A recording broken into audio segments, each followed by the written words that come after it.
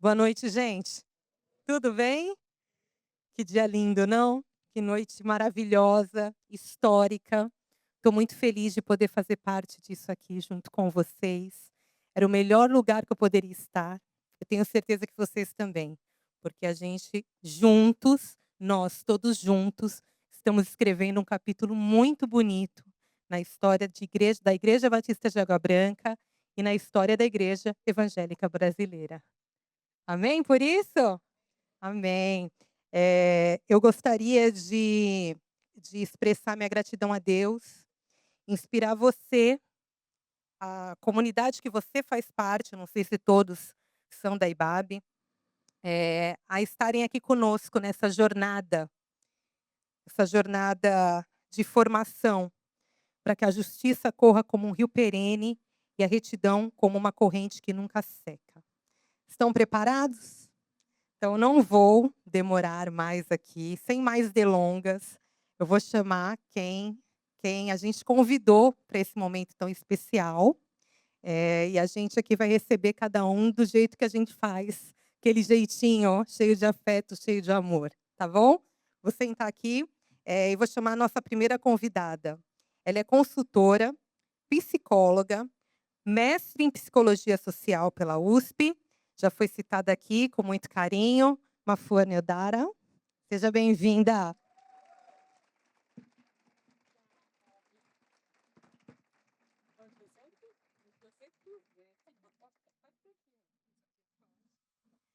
A nossa segunda convidada é pastora, psicoterapeuta, doutora em teologia, professora da PUC Campinas. Recebam com muito carinho Cleusa Caldeira. Bem-vinda, Cleusa.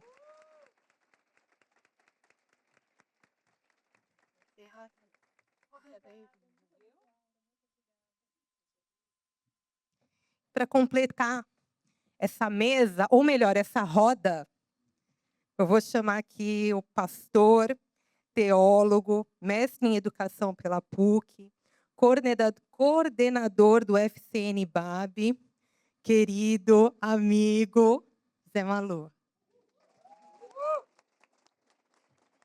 Seja bem-vindo. Bom, a gente tem muita coisa para conversar aqui hoje, porque é um evento muito especial e a gente está muito empolgado. E a gente quer saber de tudo que vai acontecer daqui para frente. Então, temos muitos assuntos. A gente vai tentar aqui dar conta de tudo, contornar, mas a gente sabe que é muita coisa. A gente vai falar sobre Brasil um pouco, sobre a nossa sociedade, vamos falar sobre a Igreja Evangélica Brasileira, sobre a igreja local e sobre o assunto que é doloroso, mas que precisa ser falado, que é o racismo. Falar de racismo é entrar no campo das contradições. Em nosso país, a gente sabe que a tensão racial é imensa, mais da metade da população se declara preta e parda, ao mesmo tempo em que o racismo segue sendo uma das feridas mais profundas da sociedade. Ainda assim, Mafuane, eu queria começar falando de esperança. Queria começar essa noite falando sobre isso. É possível enfrentar essa realidade com esperança? Na sua experiência, quais seriam os caminhos possíveis? Uau! Boa noite. Que honra para mim estar aqui, na IBAB com pessoas tão queridas, inspirações. Parabéns, pastor Robson, cadê? Sumiu, está aqui, ali. Por essa iniciativa e eu começo dizendo que só pode ser com esperança. Eu sou uma ativista e, para mim, o ativismo nada mais é do que colocar esperança em movimento. O que significa que não é que a gente acredite que vai dar certo, a gente acredita que vale a pena e é por isso que a gente segue. Muita gente acha que o ativismo tem a ver com queimar sutiã, na verdade o ativismo é a crença de que a gente tem que fazer o melhor. E eu só estou aqui também porque alguém acreditou. Então, eu acho que o segredo da gente trazer essa conversa para cá é a gente pensar qual é a nossa responsabilidade nesse lugar. E falar sobre esperança não é falar sobre coisas boas, é falar sobre responsabilidade. E a gente acha que o oposto da desigualdade é da igualdade é a desigualdade, na verdade, o oposto da desigualdade é a responsabilidade. Se você quer fazer diferente, quer que as coisas sejam diferentes, você precisa ser responsável por isso. Então eu acho que o racismo, ele só vai ser enfrentado quando a gente tiver mais salas assim. Hoje chegar aqui, é inevitável que quando eu chegue num lugar eu não faça o teste do pescoço. Ver quantas pessoas negras, quantas mulheres, quantas pessoas se parecem comigo, quantas pessoas são diferentes de mim. E quando eu chego numa sala para falar sobre justiça racial e fé, e eu vejo um público tão diverso, eu falo, alguma coisa mudou. A gente não está falando só com os mesmos. Então, acho que esse é o primeiro ponto que eu trago para a gente entender sobre responsabilidade. O segundo ponto de esperança que me traz é que eu venho de uma família de ativistas que sempre acreditaram que cada um tem uma responsabilidade indelegável de deixar o mundo melhor. E eles levaram isso ao extremo. Eh, Todo mundo sai de país em guerra. Eu fui morar num país em guerra aos 2 anos de idade, passei 4 anos na guerra, porque os meus pais acreditavam que era parte da missão deles tornar os países africanos, no processo de descolonização, melhores. E nesse processo, você chega no limite de colocar a sua vida e a vida dos seus filhos, meu irmão tinha 7 meses, em risco por um propósito que é muito maior do que as pessoas. E isso é porque a gente acredita que sim, um mundo mais justo, mais próspero, ele é possível. E de fato, a gente são essas pessoas que acreditam, que estão aqui, que tomaram essa decisão, que vão adiar o fim do mundo. O Ailton Krenak, né, um grande indigenista, ele fala que o fim do mundo não é uma catástrofe, não é nada que, nossa, vai cair um meteoro e vai acabar. O fim do mundo ele é feito todos os dias. Pequenas cisões de olhares indiferentes para o racismo, para a desigualdade, para a discriminação, para as relações de poder, e que se a gente não assumir esse lugar, é assim que o mundo acaba. E é por causa de pessoas que não assumem esse lugar que o mundo não acabou e continuará não acabando, porque ele está sempre para acabar, sempre esteve para acabar. Então, sem dúvida nenhuma, o racismo ele é enfrentado quando a gente assume a nossa responsabilidade, como brancos, como negros, como mulheres, como homens, como ricos, como pobres, dentro dessa discussão. E, por último, a gente vai precisar entender que a conversa com o diferente é a chave para isso. E aí, quando a gente fala sobre racismo, parece que a gente está falando só sobre os xingamentos. Quando a gente está numa sala como essa, dentro de uma igreja, falando sobre racismo, a gente está falando as linguagens também para enfrentar isso precisam ser diferentes. Uma coisa é você falar sobre racismo no futebol, que é diferente de falar de racismo na igreja, que é diferente de falar de racismo na escola. Não é a mesma linguagem. Então, isso também mostra que a gente também está conseguindo lidar com um problema extremamente complexo, que é quase um crime perfeito, com linguagens diferentes. Uau! E aí, considerando esse contexto, Cleusa, vou passar para você, e considerando que a igreja evangélica brasileira é formada majoritariamente por pessoas negras, e que o país, que o Brasil, também tem a sua maioria formada por pessoas negras, queria saber se o evangelicalismo brasileiro tem sido parte do problema ou parte da solução quando o assunto é racismo. O que nos impede de avançar e o que nos move? Bem, primeiro, boa noite a todas e a todos. Acho que a gente está meio de costa, me permitam, se é possível, vou abrir um pouco para que não sei, tá bom para você? Tá bom para vocês? Melhorou um pouco. Obrigada. Entendi, entendi. Eu entendi você. Agora acho que deu. Assim, Deu certo, pessoal? talvez você Deu, então tá. tá. Ficou melhor? Bom, né? Bom ser incluído? É bom? É muito bom, não é? É sobre isso. É sobre isso.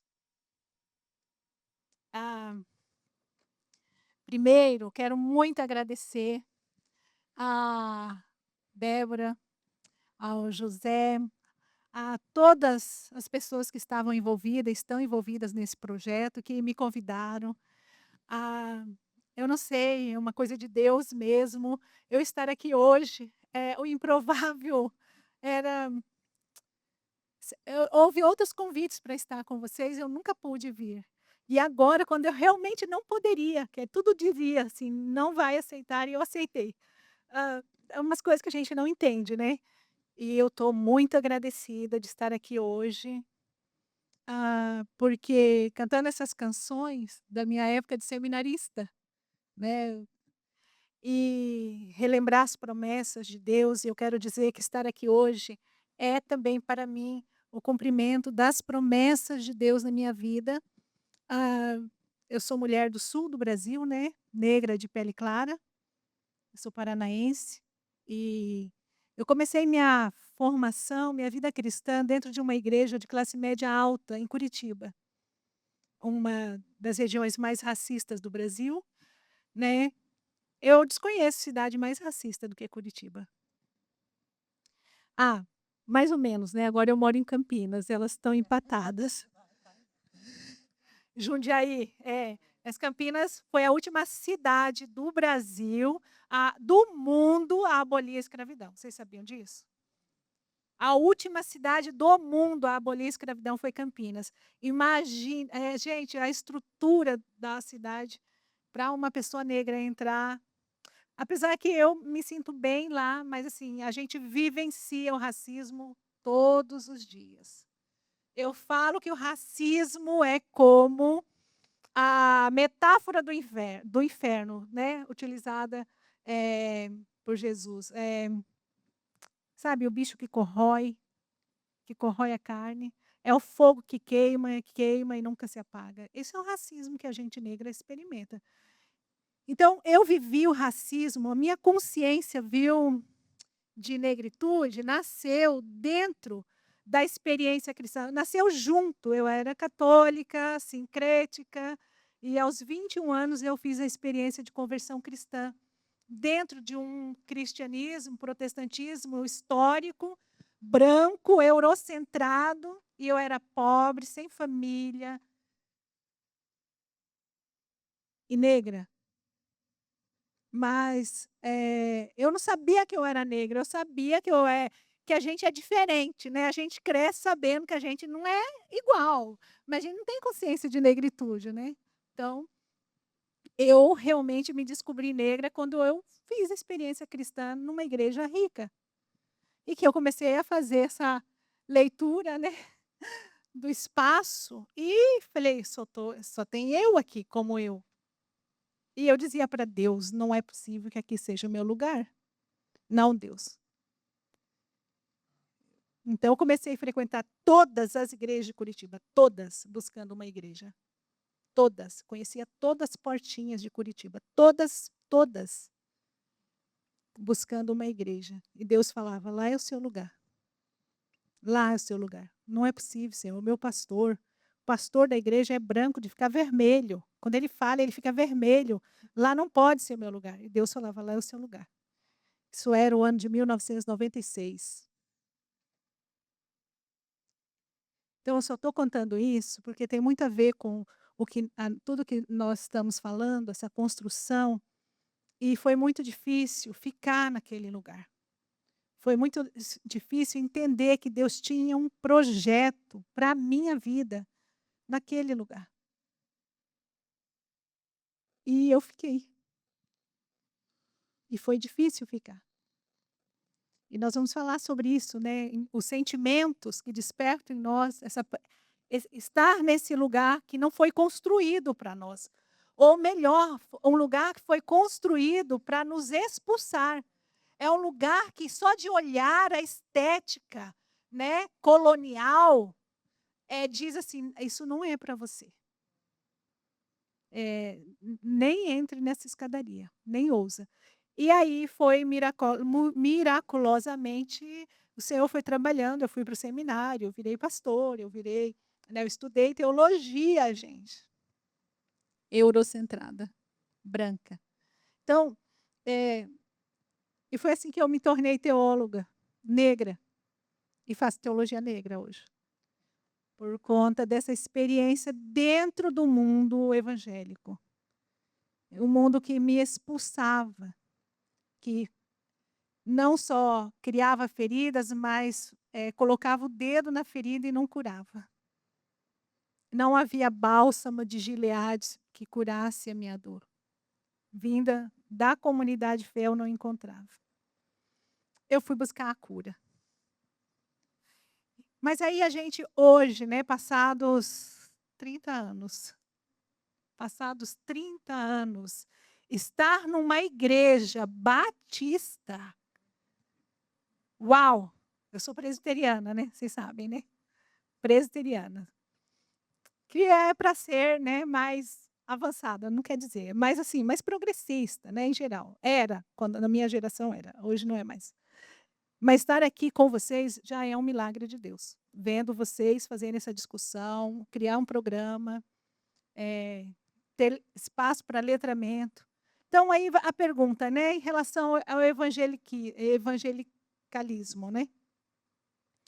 Bem, todo movimento, qualquer movimento de pessoas, ele é ambíguo. Né? Não é só formado de luzes, mas é luzes e sombras. Não tem nada que é 100% perfeito. Ou também 100% negativo. Não existe isso. Né? Então, eu falo que nós estamos aqui por fruto de movimentos também evangelicais. Então, há uma ambiguidade, né? E eu acho que eu creio, Deus age nisso, nessa contradição humana que somos nós, né? Olha a pregação, tem coisa mais maravilhosa do que a arte de pregar, né? Ou de escutar Deus através de um pregador, de uma pregadora. Deus falar com a gente através daquele ser tão imperfeito que está ali na frente, né? E eu acho que a vida é muito isso. Eu acho que essa questão da negritude é uma ferida. Para mim, foi uma ferida muito grande, foi muita exclusão, muita dor, mas também me possibilitou me construir, me tornar eu. Eu me tornei, eu fiz o meu nome, eu construí minha vida. Por quê? Tem a ver com essa questão da esperança. Nos foi ensinado que esperança, né? Esperança tem a ver com o futuro. Tem a ver com a escatologia. Né? Esperança. O que esperamos, né? Então tem a ver com esse futuro de Deus prometido para nós. Então a esperança é uma das virtudes, né, das 3 virtudes teologais: fé, esperança e amor. A esperança é a menorzinha de todas. Né? A esperança é a última que falha, né? A última que morre, não falha nunca. Então, o movimento negro, os movimentos evangelicais também produziram uma coisa chamada de movimento negro. Há menos de um ano atrás, eu estava nesse mesmo lugar, na conferência Enegrecer, aqui, nesse lugarzinho aqui. Foi em 2024? Foi 25, o ano passado. Fruto de movimentos evangélicos. Então, pode ser que os movimentos... nem agradeci, né? Obrigada. Desculpa, gente. Então, o que acontece? O movimento o evangeliquez, bem, é contraditório. Porque, ao mesmo tempo que ele pode pregar uma mensagem alienante, muitos, a maioria, numa espiritualidade totalmente alienante da realidade, das lutas políticas, econômicas, da exclusão social, dentro dele também tem outras vertentes que estão anunciando, através de sua própria espiritualidade muito enraizada nas comunidades, um tempo novo. Estão anunciando que esse tempo ele não vai vir como uma promessa que cai lá do céu só depois que a gente morre, ou depois que a gente morre. Olha, sofra, aguente sofrimento, porque nós fomos ensinados assim na igreja. Suporte o sofrimento, por exemplo, para a gente negra foi catequizada assim desde 1500. Olha, vocês suportem a dor no corpo da escravidão, porque no céu vocês serão recompensados. Estava lendo essa semana o texto falando da pregação do jesuíta, Padre Vieira, que ele dizia o seguinte: sofram aqui, não se rebelem contra os seus senhores, sofram para que esse corpo de pecado seja, então, mortificado, e no céu, Deus mesmo vai servir vocês. Olha só. Deus vai servir vocês. Então, para ver como que foi violento, né? Como é o discurso religioso, foi importante para aprisionar o corpo negro.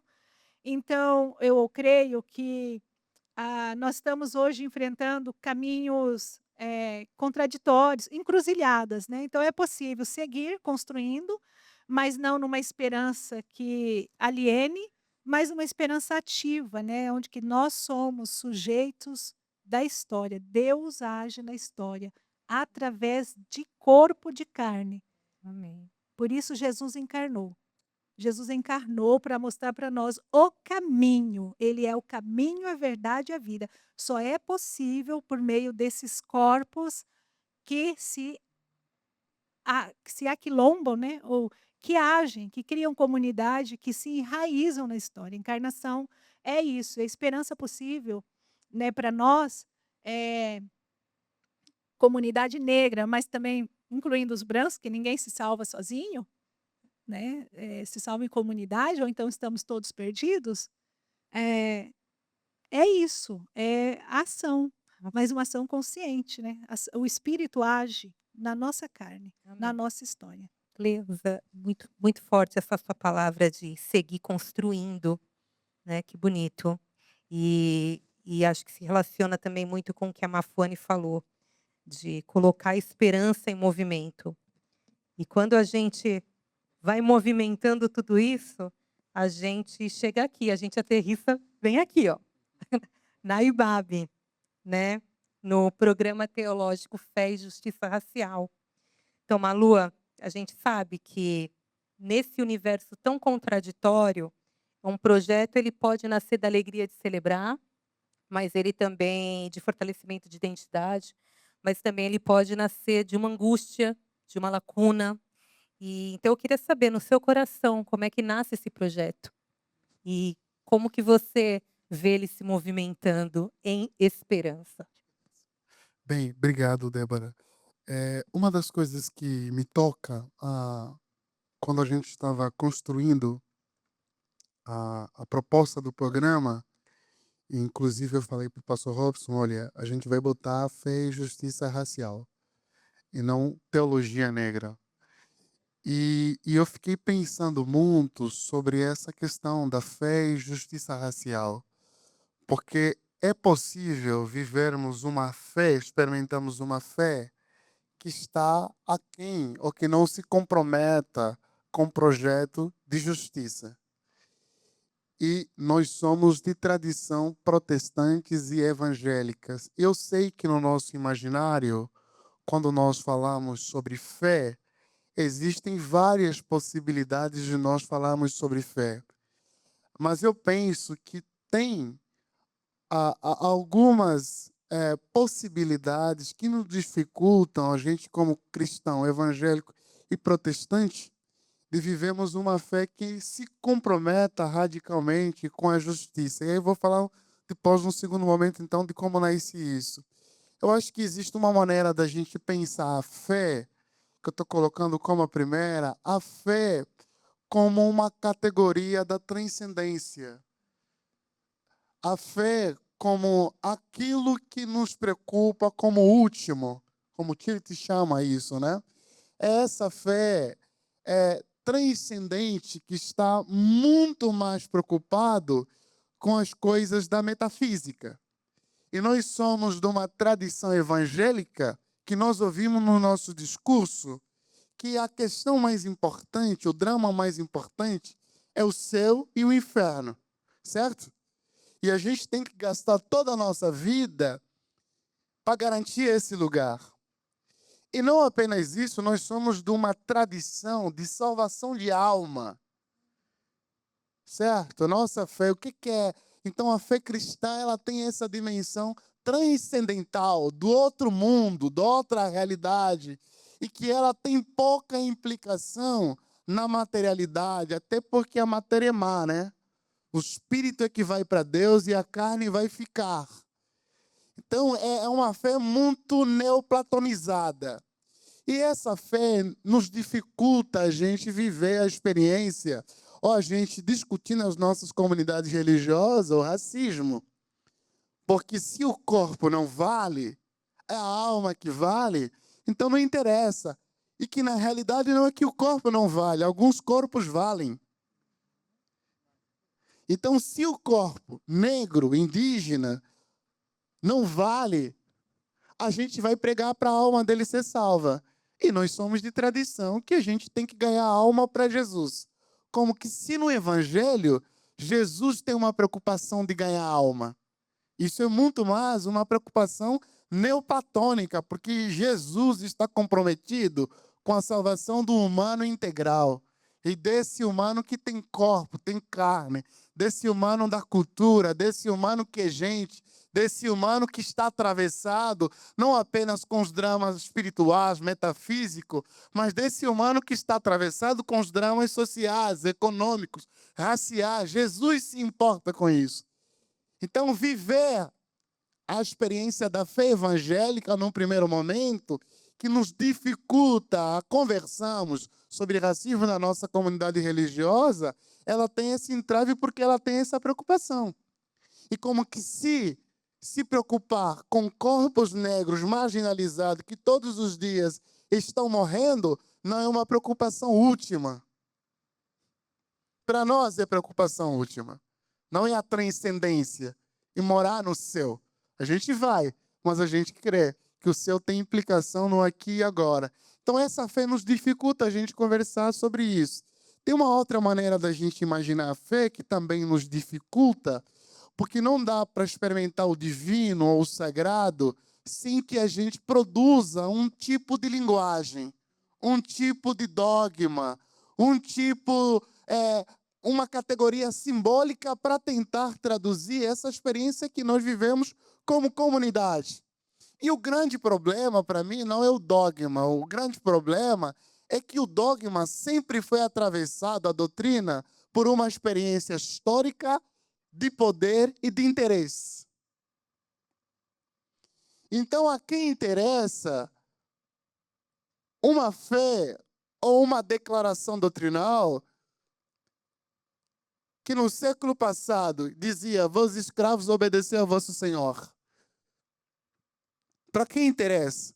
Para quem interessa uma fé ou uma teologia que pegou e reinterpretou ou interpretou de forma errada e equivocada o texto de Caim para dizer que essa é a maldição dos africanos? Para quem interessa? Para que projeto? Qual o projeto que está por detrás disso? Então, nesse sentido, nós precisamos reinterpretar ou repensar o nosso dogma e, inclusive, também reimaginar o nosso dogma. Qual é a experiência, qual é a linguagem do dogma que dá conta de uma fé que se compromete ou que tem um compromisso com a justiça? O que a nossa fé tem a dizer para um menino de 12 anos por causa da sua cor é baleado, excluído? Então, a gente precisa entender que a nossa fé, ela sim tem um dogma e o dogma é importante.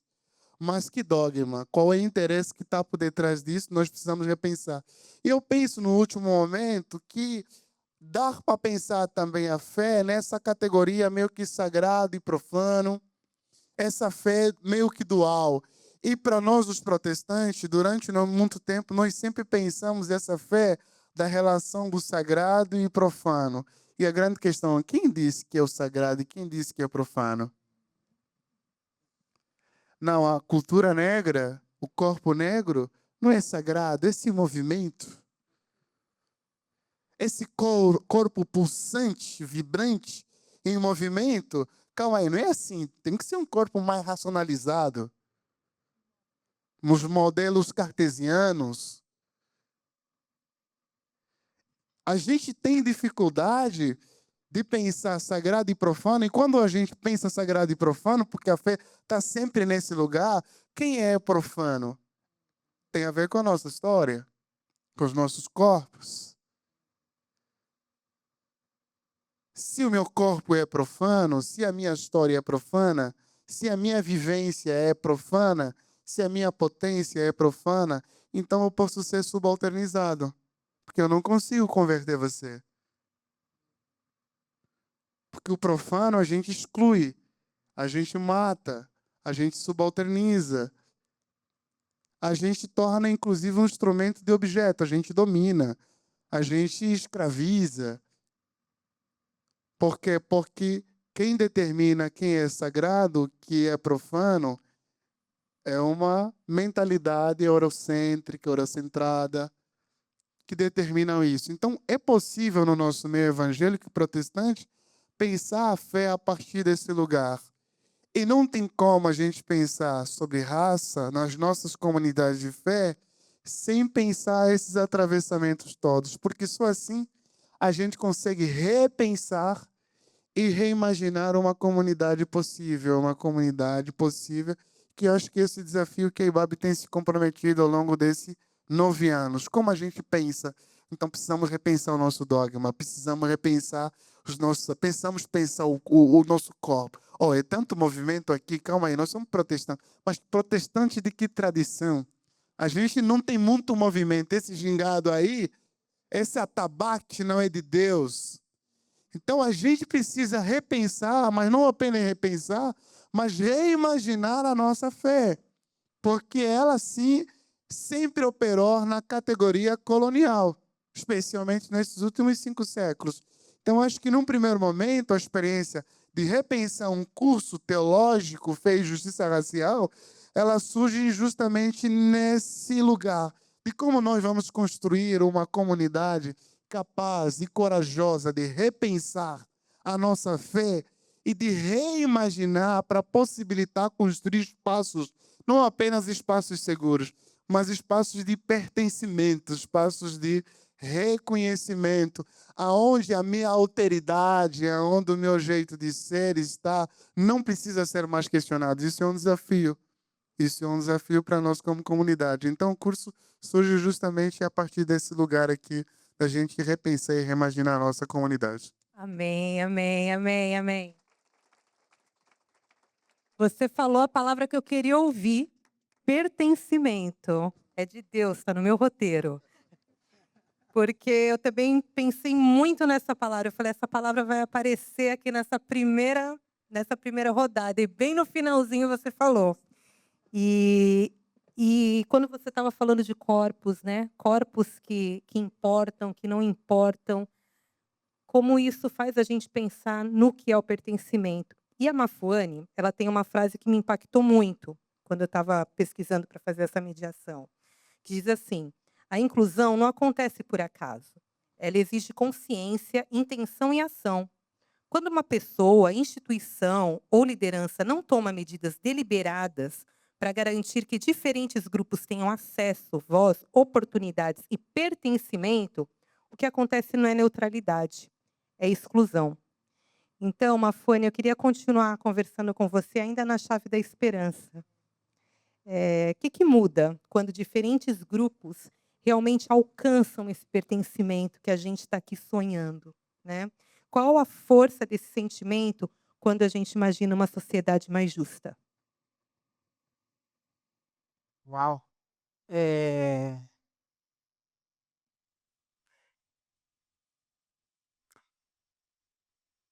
Difícil a pergunta. Eu gosto muito de perguntas, né? Eu costumo dizer que eu sou uma construtora de pontes e uma colecionadora de boas perguntas. Tem um caderninho, porque as Vou te boas passar essa, perguntas, então. com certeza, vai para o caderninho essa. Porque as boas perguntas trazem as melhores reflexões. A gente precisa aprender a fazer melhores perguntas. Excelente pergunta. Vamos lá. Eu vou pegar 3 pontos. A sua fala foi cirúrgica, Malua, porque acho que tem 3 pontos sobre o pertencimento que acho que a gente, para sair desse plano mais imaterial, o mais superficial para a gente conseguir trazer isso para reflexão importante. Acho que a primeira tem a ver com eu acredito que a próxima revolução que a gente vai viver, ou já está vivendo, é a revolução das relações. Toda a experiência de pertencimento, ela é uma experiência de relação. E nenhuma relação é possível quando eu não posso ser inteira, como você bem trouxe. E a inteireza, ela só acontece quando as narrativas que a gente conta cabem todas as pessoas. A gente está falando sobre dogmas, mas no final das contas a gente está contando sobre a quem serve as narrativas que a gente escuta e as narrativas que a gente compra. Quando você falou sobre o sagrado e o profano, acho que essa é uma boa metáfora, mas isso serve para qualquer dimensão. E o pertencimento, para que ele exista, ele precisa ser intencional. Porque não existe neutralidade. Assim como a neutralidade na religião, ela também não existe. Não existe o indivíduo, não existe a experiência sem que isso seja contextualizado. Então, quando você traz, eu acho isso muito bonito da IBAB, porque a Débora me perguntou, como é que você veio parar aqui? Eu não sou evangélica. Eu só acredito que as relações precisam ser melhor e eu encontro na IBAB pessoas que querem construir pontes entre universos diferentes. O que me possibilita, mesmo não sendo evangélica, me sentir em casa. E isso veio muito da minha experiência, primeiro com o Ed, né, que foi a pessoa que me trouxe para a IBAB, e depois de ir conhecendo que não era uma experiência do Ed, isso era uma experiência da igreja. E quando eu vim na igreja pela primeira vez, eu me senti em casa. E eu acho que o sentimento de pertencimento, ele só pode ser possível quando ninguém questiona o fato de eu ser como eu sou para estar nos lugares. E eu lembro do Ed falando, né, o evangelho, ele não é a igreja. A igreja, ela é o lugar físico, mas o evangelho é muito maior do que isso. E eu acho que o pertencimento precisa estar nesse lugar. E eu acho que essa talvez seja a coisa mais difícil de fazer. Porque a gente vem das experiências que a gente conhece. E quando a gente se abre para o diferente, é muito desafiador, porque traz muito medo daquilo que eu não conheço. Né? Então, o atabaque, né, a macumba, é muito fácil a gente dizer que é o do demônio, do mal. Porque é o que, né, é diferente de mim. Bom, se é diferente de mim, o que é meu é bom, o que não é meu é ruim. Né? Porque a gente lida com esse lugar. E a gente tem várias formas e várias narrativas para chegar no bom. E eu acho que esse respeito a esses lugares e a escutativa de verdade é que trazem as pessoas para se sentirem inteiras estando nos espaços, mesmo que pareça que eles não pertencem. Então, quando eu escrevi isso, né, que não existe neutralidade, ou você inclui por intenção, ou você exclui por consequência. Não existe, se eu não incluo, eu estou excluindo, não existe a neutralidade. E essa é o exercício da intencionalidade que a gente precisa trazer. E aí, no pertencimento, vai precisar ter um espaço para que a narrativa do outro também faça sentido.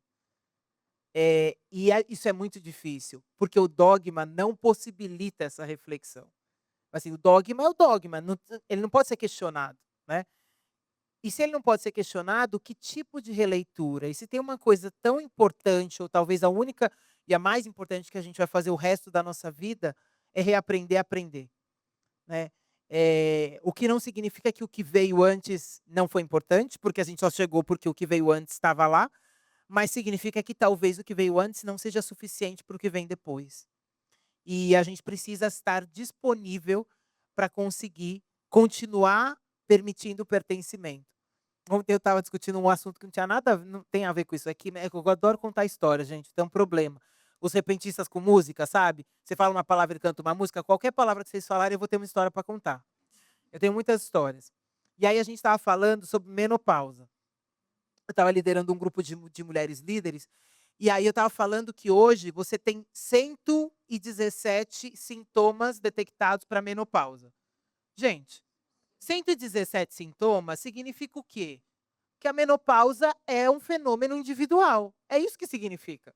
Porque, claro que a gente nem falava sobre menopausa, né? As gerações mais velhas não falavam sobre isso. Ainda é um tabu em alguns lugares falar sobre menopausa. Mas por que eu estou trazendo isso? Porque eu acho que a experiência do pertencimento, ela é esse lugar. Não existe eu pertenço porque você pertence de um jeito, então você não pertence desse jeito, então não vale. O pertencimento, ele é uma experiência individual. E ele é uma experiência espiritual. Então, eu acho que esse exercício, ele é muito bonito, porque ele é a raiz do que o Malu trouxe, acabou de trazer sobre o que a gente gostaria que fosse o mundo. É isso, a importância de quer bater palma? Pode.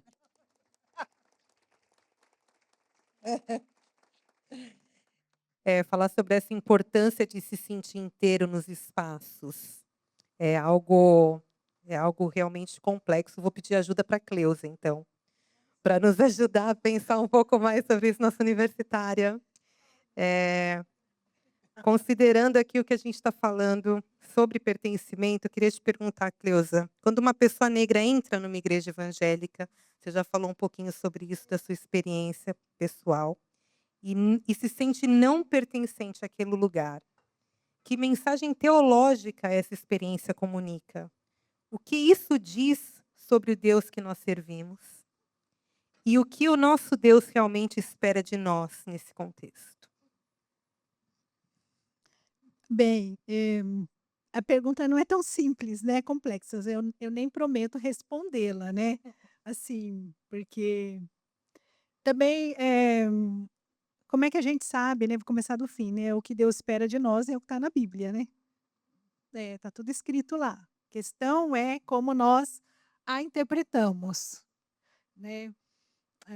Ouvindo uma Lula, uma Fone, eh muito interessante, e eu falei um pouco da minha experiência, que tem tudo a ver com pertencimento, né, gente. Hum, claro que eu tive pessoas, eu era uma jovem de 21 anos de idade, e tinha pessoa que eu tinha toda uma expectativa de viver aquela ideal de família, né, que a igreja, para todo novo convertido, é a chance de acertar, não é, gente? A chance de viver em família, não é? Porque todas as famílias do mundo, todas, são imperfeitas. E a comunidade cristã vem como essa proposta, né, assim, agora está tudo resolvido. Aqui você tem segurança, vai ser amada, compreendida, aceita, suportada no sentido de dar suporte, e de repente isso não acontece. De repente, você nem consegue ficar em paz dentro da comunidade, porque a comunidade não foi construída para você. Essa questão do pertencimento é muito profunda e é muito séria. Eu falei antes, né, tinha a ver com a estética, né. Veja bem, hoje, nós íamos falar sobre esse tema, sobre lançamento. Atrás de nós tem umas cores, né, gente, tem uma estética aqui. E a Mafone está falando que não existe neutralidade. Eu não sei como é o culto da IBAB, mas eu acho que não vai ter isso aqui no domingo lá, tem? Só se for um 20 de novembro, né, gente? Aí tem uma parede branca. Agora, né, parede preta, né? Mas com toda nós chamamos isso na academia de estética colonial. É uma operação filosófica, teológica, de construir um mundo centrado nos referenciais culturais europeus. E o que é estética, né? Não é só a cor da parede, não é só um tecido colorido, mas é a linguagem, é como se fala, é como se cultua, é o conteúdo da pregação, é a iconografia, é os gestos.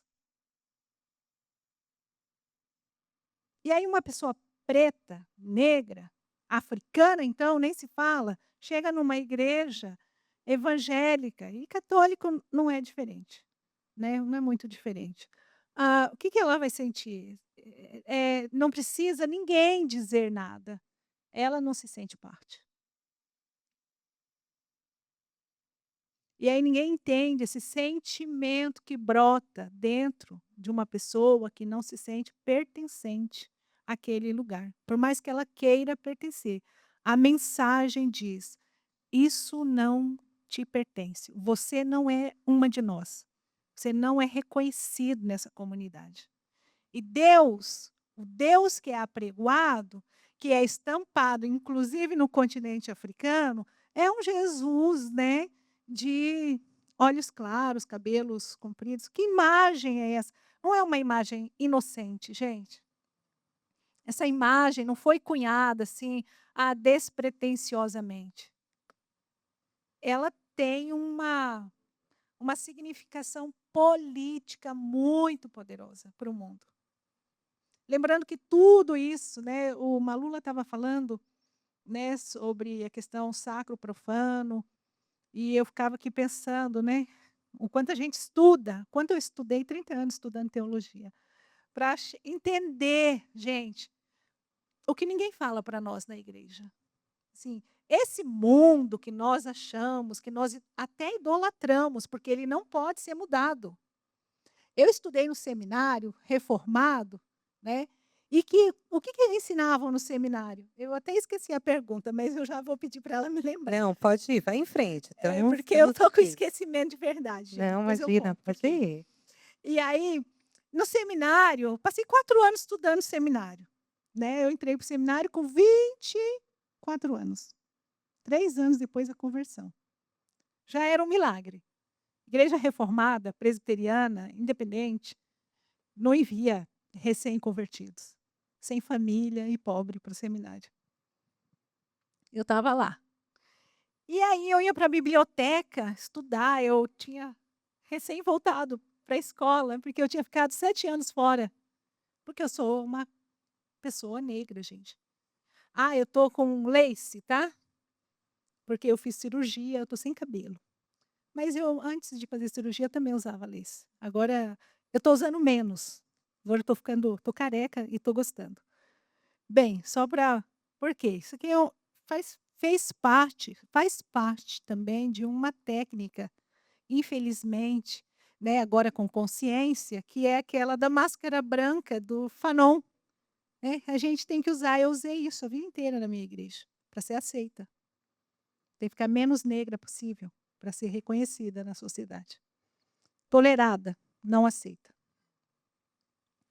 No seminário, estudando teologia do século XVI, nossa Constituição, ajudem aqui o Westminster. Quem que sabe? Catecismo de Westminster, né? E a teologia do século XVI, e eu entrava naquelas bibliotecas, eu estava há 7 anos fora, gente. Parei de estudar com 15 anos de idade. Aí eu voltei e eu falava, não é possível, isso aqui é uma repetição sem fim. Só repete. E tinha a lição de escola dominical, as revistinhas, só repetição das dogmáticas evangélicas que a gente estudava. E aí no púlpito o pastor, a maioria, eu sou uma das primeiras pastoras da IPI, não tinha pastor ainda, repetindo a mesma coisa. Eu falava, isso aqui é tudo repetição, século XVI. E aí, quando eu saí do seminário, a sabatina, o que eles iam pedir para mim na sabatina? Tem aqui um colega de ministério, né? O Bardilei, pastor da IPI. Sou muito agradecida à igreja, mas tem esses problemas, né? O que eles pediam para a gente? Aqui está meu colega, né? Para dizer, reformado também. O que eles pediam na sabatina antes da ordenação? Que a gente soubesse recitar o que estudamos. Decoreba. Quanto mais fiel ao que aprendemos do século XVI, XVII, se você não sabe recitar aquilo, decorou fielmente o etos reformado do século XVI, você não é uma boa, não está pronto, não está pronta. Gente, eu quero dizer uma coisa. Até hoje, muitos colegas meus continuam recitando a mesma coisa. E essa mensagem que nós aprendemos no seminário, que nós temos obrigação de reproduzir todos os domingos, quartas-feiras, quintas, etc., é uma mensagem que ela é em si excludente, porque ela foi forjada num contexto em que a Europa se colocava como centro do mundo. E que ela tinha por intenção legitimar a expansão colonial. E a expansão colonial nada mais foi do que invadir a África, criar a América, expropriar, saquear os países. E aí criou-se nisso, quando os missionários chegam no continente mãe, eles criam, né, eles encontram as culturas africanas, o que eles vão fazer? Vocês têm que abandonar a sua cultura e se ocidentalizar. Evangelizar era se ocidentalizar, eles queriam levar a civilização europeia, ou seja, uma expressão muito estreita do que Deus viria a ser. E é até hoje nas igrejas. Vou jogar por baixo, 90% das igrejas continua a mesma coisa, com leve variação cada domingo. O pastor acho que está sendo criativo, não é? A mesma coisa, gente. E só pela misericórdia de Deus. Assim, aí mudar essa estrutura, né, de uma democracia, de fato, porque a igreja, ela não pode ser como ela tem sido hoje. A igreja, ela reproduz fielmente o que é a sociedade. Quando, na verdade, quando a gente fosse igreja de Jesus Cristo, um Deus que ama a todas as pessoas, sem distinção, a todas as culturas, porque foram todas criadas por Deus. Ou vocês acham que, para nós que temos diabo, né? O diabo criou alguma coisa. Né? Ele não criou nada. Então, tudo é de Deus. Tudo deve ser conduzido a Deus. Está lá a escatologia. Então, tudo é de Deus. Às vezes, aquela cultura nem sabe que ela é de Deus. E a gente é que tem que chegar lá e dizer, isso é de Deus. É Deus purinho na terra. Então, é isso, gente. A gente é que... Aí a igreja hoje, no Brasil, reproduz exatamente o que a sociedade é. Na verdade, a sociedade tinha que olhar para a igreja e falar, nós queremos ser como a igreja. Né? E nós não chegamos nesse ponto ainda. Então, nós é que somos modelo, mas não está funcionando desse jeito. Então, eu nem respondi a pergunta. Mas é sobre pertencer. Sim. Desculpa. É sobre pertencer.